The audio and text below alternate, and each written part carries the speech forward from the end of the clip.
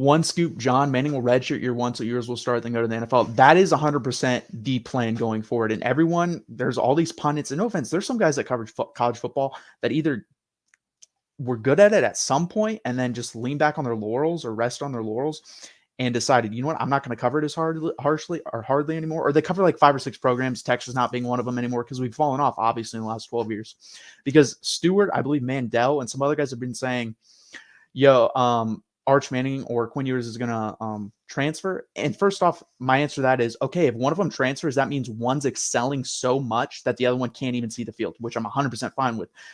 Or that plan right there, one scoop, John, which I believe is going to happen. I think Quin Ewers will have a decent year this year. I don't think great. I think he'll be just getting his feet wet. He'll have a solid year, get better towards the end of the year, and then he'll jump up next year and show enough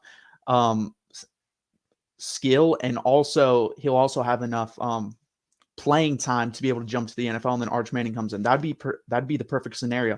Now, what if Arch Manning got beat out or something like that by Malik Murphy? I expect either Hudson Card or Malik Murphy to transfer.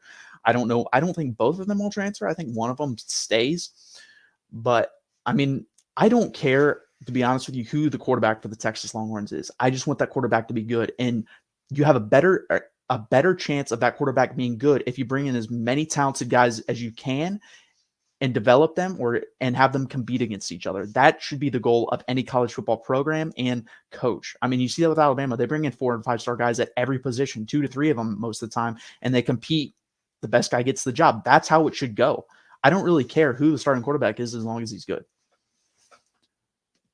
Yeah, I know. And this thing, like, we lost Kansas. We've lost Kansas twice in last, 7 years. So we get it. Well, and us Texas fans have been humbled this past 12 years. We really have. Like, there's excitement going into the program, but there's excitement and also, when is this going to fall apart? That's the type of feeling. We have that feeling. It's going to be there until it's proven on the field. And when I mean proven, I mean winning a Big 12 championship, something we haven't done in the past decade plus. So it's something that needs to be shown on the field, obviously. And people say, well, you've always recruited well. This is true, but we have not recruited well at the key positions. This year, guys, or the last year and a half, Kyle Flood has recruited 10, I repeat, 10 offensive linemen. Tom Herman in 4 years recruited 14, got 14 on the program or on the team. We're finally recruiting the trenches. We're finally winning these. The defensive side is not there yet. The offensive line is going to be good. I'm pretty confident in saying that. I am not confident about the defense yet. I need to see more, see how they grow with Gary Patterson at the helm and under Pete Kwiatkowski in the second year. But we still need talent on that side of the ball.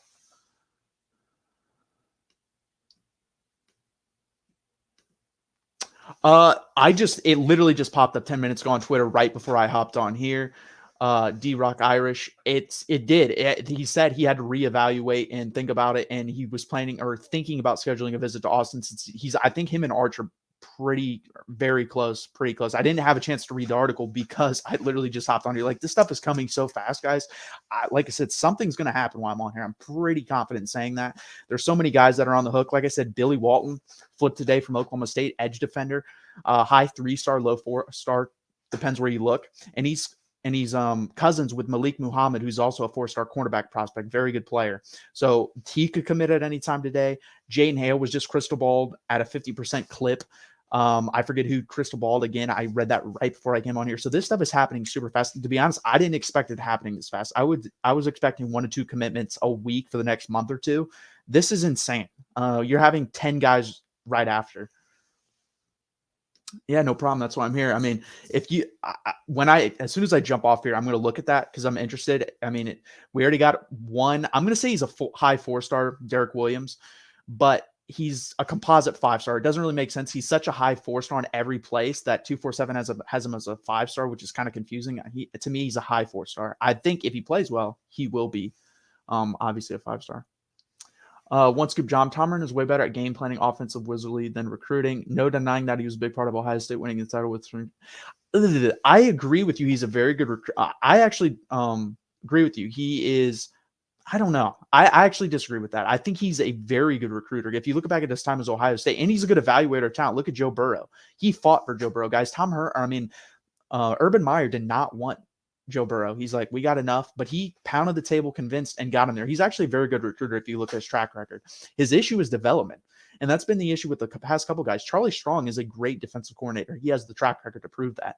The problem is he could not develop when he got there, and he got certain parts of the country on his side. He never got the Texas high school football coaches behind him. Tom Herman kind of lost the Texas high school coaches at the end because he's arrogant, but he's also just not a good game planner. If you go back and watch, he had a good game plan going into games. He could not adjust whatsoever. Sark, to be honest with you, it has some of those same things, but his offense is just way more fun to watch, and there's a lot more thrown at you. He just doesn't have the current players, in my opinion, to run the sort of offense he wants to at full capacity.